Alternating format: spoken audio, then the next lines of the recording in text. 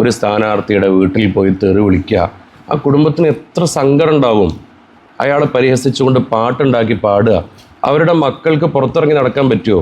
ഈ മക്കൾക്ക് ചിലപ്പോൾ ഇതേ രാഷ്ട്രീയം ഉണ്ടായിക്കൊള്ളുന്നില്ല. അപ്പോൾ ഈ പിതാവിനെതിരെ തെറി വിളിക്കുന്നു, ഇവരുടെ ഭാര്യയ്ക്ക് കുടുംബത്തിന് പുറത്തിറങ്ങി നടക്കാൻ പറ്റാതാകുന്നു. ഒരാളുടെ രാഷ്ട്രീയം എന്ന് പറയുന്നതൊക്കെ അയാളുടെ വ്യക്തിപരമായ തീരുമാനമാണെന്ന് വിശ്വസിക്കുന്നവരാണല്ലോ കേരളത്തിലെ ജനങ്ങളൊക്കെ. അപ്പോൾ നമ്മളൊക്കെ പ്രബുദ്ധ മലയാളികളാണല്ലോ, സാക്ഷരതയുള്ള മലയാളികളാണല്ലോ. അപ്പോൾ അയാളുടെ ഒരു ഇഷ്ടത്തിന് അദ്ദേഹം ഒരു പാർട്ടിയിൽ മത്സരിച്ചു. ചിലപ്പോൾ അദ്ദേഹത്തിൻ്റെ വീട്ടിൽ ആർക്കും താല്പര്യം ഉണ്ടാവില്ല. ഈ കാരണം കൊണ്ട് തെറി വിളിക്കുന്നു.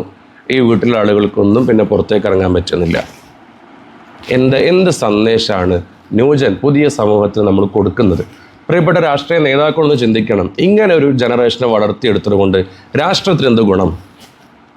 രാഷ്ട്രത്തിന് എന്ത് ഗുണം? നമ്മുടെ നാടിന് എന്ത് ഗുണം? ചെറിയ മക്കളെ കൊണ്ട് ഇങ്ങനെ വേണ്ടാവൃത്തികളൊക്കെ ചെയ്യിപ്പിക്കുന്നതിൽ എന്ത് ഗുണമാണ് കിട്ടാനിരിക്കുന്നത്? ഒരു ഗുണം കിട്ടാനില്ലല്ലോ. അപ്പോൾ നമ്മൾ ഈ രീതിയൊക്കെ മാറണ്ടേ. ഞാനിപ്പോൾ അടുത്ത് ഇന്നലെയാണെന്ന് തോന്നുന്നു ഒരു വീഡിയോ ഉണ്ട്. അതിലൊരു ചെറുപ്പക്കാരൻ 10-35-40 വയസ്സിലെ ഒരാൾ പറയുന്നുണ്ടല്ലോ. അയാൾ ചിലപ്പോൾ നിങ്ങളൊക്കെ കണ്ടിട്ടുണ്ടാവും ആ വീഡിയോ. അയാൾ പറയുന്നത് എന്താ, ഞാൻ മുമ്പ് ഒരുപാട് ഇതുപോലെ രാഷ്ട്രീയത്തിന് വേണ്ടി ശബ്ദിച്ചവനും മറ്റു കാര്യങ്ങളൊക്കെ ചെയ്തവനാണ്. പക്ഷെ ഇപ്പോൾ ഞാനതിലൊക്കെ ഖേദിക്കുകയാണ്, പശ്ചാത്തപിക്കുകയാണ്. ഞാൻ അവരോടൊക്കെ പൊരുത്തം ചോദിക്കുകയാണ്. അവരോടൊക്കെ അതിൽ തന്നെ 2 ആളുകൾ മരണപ്പെട്ടു പോയി. ഞാൻ ഇടയ്ക്കിടയ്ക്കൊക്കെ അവരുടെ ഖബറിൻ്റെ അടുക്കൽ പോകും. എങ്ങനെ അവരെ കൊണ്ട് പൊരുത്തപ്പിടിപ്പിക്കാമെന്ന് എനിക്കറിയില്ല എന്നുള്ളതാണ്. അപ്പോൾ അതൊരു വലിയൊരു മനസ്സിൽ ഉടക്കുന്നൊരു ചോദ്യമാണ് ആ പ്രിയപ്പെട്ട സുഹൃത്തിൻ്റെ ചോദ്യം. നമ്മൾ ഇങ്ങനെയൊക്കെ പറഞ്ഞിട്ട് മറ്റൊരാളുടെ മനസ്സിൽ വെറുപ്പുണ്ടാക്കി, ഒരു കറയുണ്ടാക്കി, നമ്മളുടെ പേര് കേൾക്കുമ്പോൾ അയാളുടെ മനസ്സിലൊരു ദേഷ്യം ഉണ്ടാക്കുന്നെങ്കിൽ എന്തിനാ എൻ്റെ പ്രിയപ്പെട്ട സുഹൃത്തെ നമ്മൾ ഈ പണിക്ക് നിൽക്കുന്നത്? ഇതുകൊണ്ട് എന്ത് ഗുണം? ദുനിയാവിന് എന്ത് ഗുണം? ആഖിറത്തിന് എന്ത് ഗുണം? ഇത് നമ്മൾ ചെയ്യുമ്പോൾ നമ്മുടെ കൂടെയുള്ള 4 ആളുകൾ ചിരിച്ചു തരും, സപ്പോർട്ട് ചെയ്തു തരും. ഓക്കെ, അതിൻ്റെ അപ്പുറത്ത് ബാക്കിയോ ആ ദിവസം കഴിഞ്ഞാൽ ഈ കുടുംബം നമുക്കെതിരെ ദുആ ചെയ്യൂലേ? നമ്മളെ കാണുമ്പോൾ നമ്മളെ കാണുമ്പോൾ അവർക്ക് എന്തായിരിക്കും അവരുടെ മനസ്സിലൊരു വികാരം, ഒരു വെറുപ്പ് തോന്നൂലേ? അങ്ങനെ എന്തിനാണ് നമ്മൾ രാഷ്ട്രീയത്തിൻ്റെ പേരിൽ 5 വർഷത്തിന് കിട്ടുന്ന ഒരു അധികാരത്തിൻ്റെ പേരിൽ എന്തിനാണ് ഒരു കുടുംബത്തിൻ്റെ വെറുപ്പ് നമ്മൾ സമ്പാദിച്ചു വെക്കുന്നത്? നിങ്ങളുടെ പ്രായത്തിലുള്ള എത്രയോ ആളുകൾ തഹജ്ജുദ് നിസ്കരിക്കുന്നുണ്ട്. രാത്രിയിൽ തഹജ്ജുദ് നിസ്കരിച്ച് അള്ളാഹുവിലോട്ട് ദുആ ചെയ്യുന്നവരുണ്ട്. നിങ്ങളുടെ പ്രായത്തിലുള്ള എത്രയോ ആളുകൾ ആയിരക്കണക്കിന് 10,000-കണക്കിന് സ്വലാത്തുകൾ ചൊല്ലുന്നവരുണ്ട്. ധാരാളം ഖുർആൻ ഓതുന്നവരുണ്ട്. ഫർള് നിസ്കാരങ്ങൾ ഒഴിവാക്കാത്തവരുണ്ട്. ഇങ്ങനെ ധാരാളം മക്കളുണ്ട്.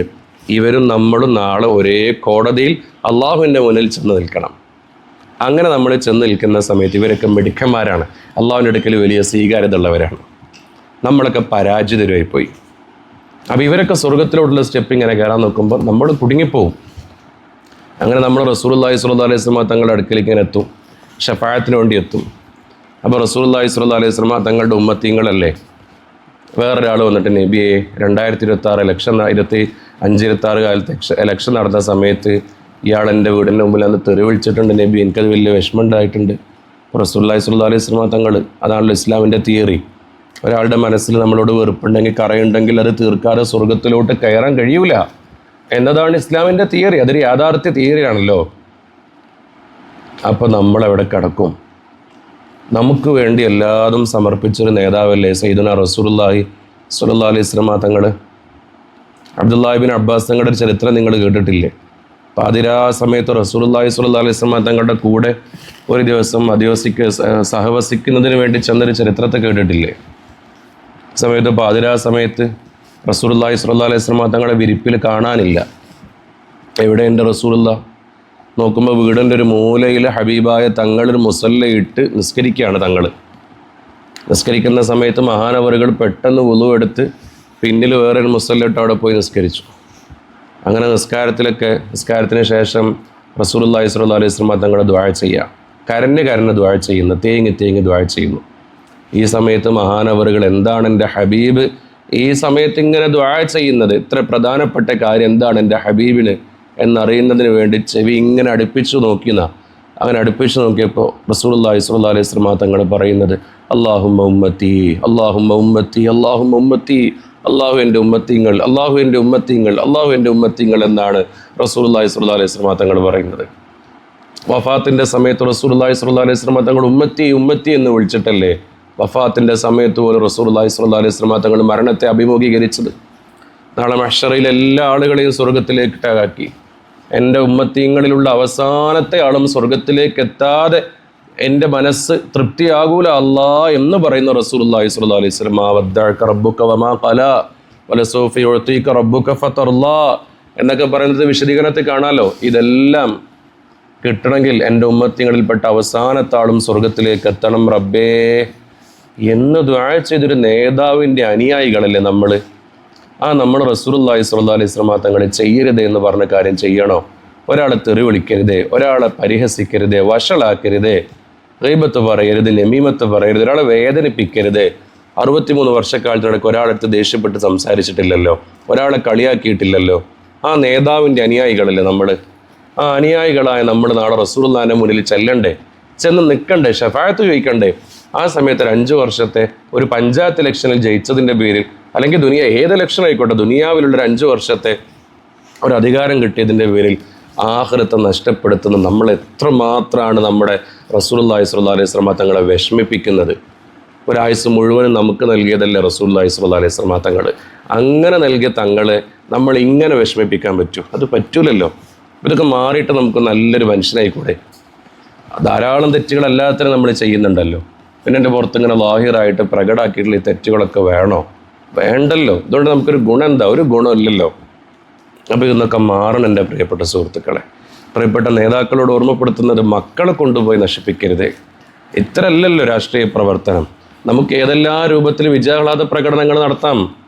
ഇങ്ങനെ തെറി വിളിച്ചുകൊണ്ട് തന്നെ നടത്തണമെന്നുണ്ടോ? ഇങ്ങനെ അന്യൻ്റെ വീട്ടിലോട്ട് പടക്കം പൊട്ടിച്ചും DJ അകമ്പടിയൊക്കെ നടത്തണമെന്നുണ്ടോ? എന്തൊക്കെ വഴികളുണ്ട്. നിങ്ങൾക്ക് ലഡു കൊടുക്കാമല്ലോ, പച്ചയോ ചുവപ്പോ കാവിയോ ഏത് കളർ ലഡു വേണമെങ്കിൽ കൊടുത്തോളൂ, കഴിക്കട്ടെ. കവലയിൽ നല്ലൊരു മന്തി വെച്ചിട്ട് അത് ആളുകൾക്ക് വിതരണം ചെയ്തോളൂ, അതൊരു വിജയാഹ്ലാദ പ്രകടനമല്ലേ.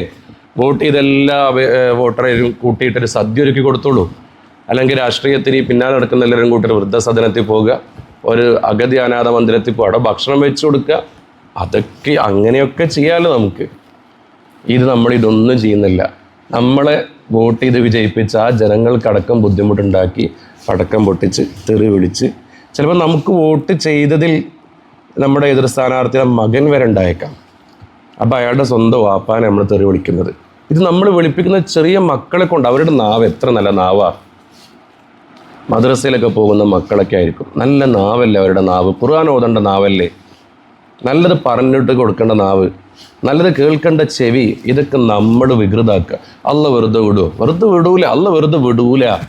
നിങ്ങൾക്കൊരു അധികാരം കിട്ടിയതിൻ്റെ പേരിൽ ഈ കാണുന്ന സമൂഹത്തെ മുഴുവനും നിങ്ങൾ ഇത്ര ഒരു പടുകുഴിയിലേക്ക്, ഒരു തെറ്റിൻ്റെ പടുകുഴിയിലേക്ക് കൊണ്ടുപോയി എത്തിച്ചിട്ടുണ്ടെങ്കിൽ അള്ളാഹു തആല വെറുതെ വിടൂല മോനെ. ജയിച്ചു എന്ന് പറഞ്ഞാൽ സന്തോഷമല്ല വേണ്ടത്. ഇലക്ഷനിൽ ജയിച്ചു എന്ന് പറഞ്ഞാൽ സന്തോഷമല്ല, ഒരു ആവലാതി വരെ, ടെൻഷൻ വരണം, വലിയ ഉത്തരവാദിത്തം. എനിക്ക് വോട്ട് ചെയ്ത ആളുകളും വോട്ട് ചെയ്യാത്തവരും എൻ്റെ ഭരണ പരിധിയിൽ വരുന്നവരാണ്. അവരെല്ലാവരും ഒരേപോലെ കാണാൻ പറ്റണം. അതാണ് റസൂലുള്ളാഹി സ്വല്ലല്ലാഹു അലൈഹി വസല്ലം തങ്ങളുടെ തിയറി. ഖലീഫ ഉമറിൻ്റെ തിയറി അതാണ് റളിയല്ലാഹു അൻഹു. ഈ തിയറി നമുക്കും വേണ്ടത്. അപ്പോൾ അവിടെ ഇരട്ട നീതി പറ്റില്ല. വോട്ട് ചെയ്ത ആളുകൾക്കൊരു നീതി, വോട്ട് ചെയ്യാത്തവർക്ക് വേറൊരു നീതി, അത് പറ്റൂല. എല്ലാവരും ഒരുപോലെ കാണണം. അപ്പോൾ വിജയിക്കലോടുകൂടെ നമ്മളെല്ലാവരുടെയും മെമ്പറായി. അപ്പോൾ പിന്നെ നമ്മൾ ആ രൂപത്തിലാണ് മുന്നോട്ട് പോകേണ്ടത്. അപ്പോൾ ഒരു വിഭാഗത്തെ കൂട്ടുപിടിച്ച് മറ്റൊരു വിഭാഗത്തെ തെറി വിളിക്കുക, അത് ശരിയല്ല. നമ്മൾ എങ്ങനെയൊക്കെ ന്യായീകരിച്ചാലും ശരിയല്ല. പിന്നെ നമുക്ക് പറയാം, ഇതൊക്കെ നിങ്ങൾക്ക് ഇങ്ങനെയൊക്കെ പറയാം, ഞങ്ങൾ കഷ്ടപ്പെട്ടതാണ്, പോസ്റ്റർ ഒട്ടിച്ചതാണ്, ഇതിനു വേണ്ടിയിട്ടാണ് എന്നൊക്കെ പറയാം. പക്ഷേ കുറേ പക്ഷേ ഞാൻ ചോദിക്കണം, എന്തിനു വേണ്ടി? ദുനിയാവിന് വേണ്ടി.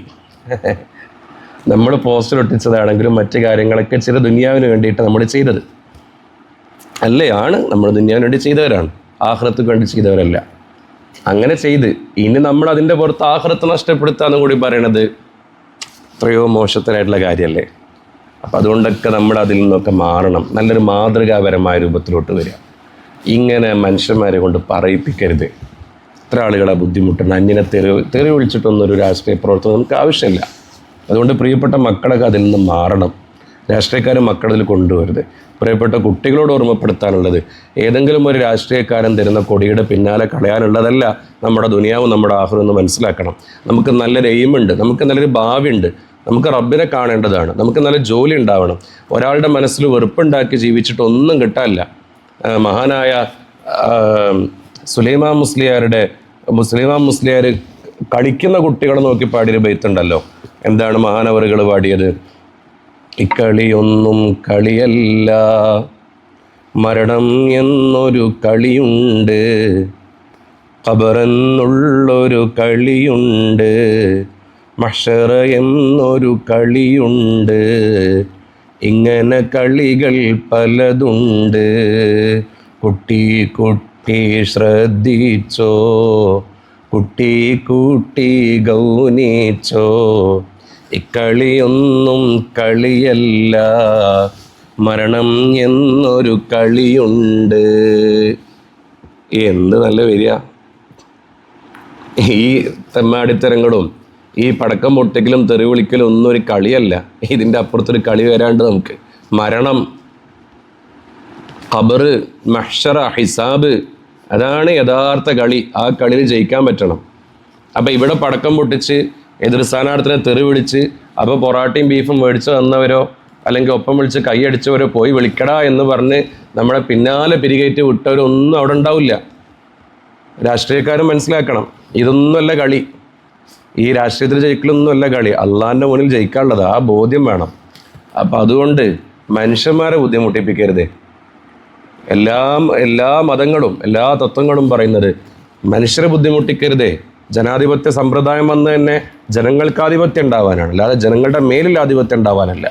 അപ്പം ആ രൂപത്തിൽ നിന്നൊക്കെ നമ്മൾ മാറണം. ഞാൻ ഓർമ്മപ്പെടുത്തിയത് പ്രിയപ്പെട്ട രക്ഷിതാക്കളോട്, രാഷ്ട്രീയക്കാരോട്, യുവാക്കളോട്, നമ്മുടെ ഭാവിയുടെ വാഗ്ദാനങ്ങളായ മക്കളെ കൊണ്ടുപോയി നമ്മൾ കൊല്ലരുത്.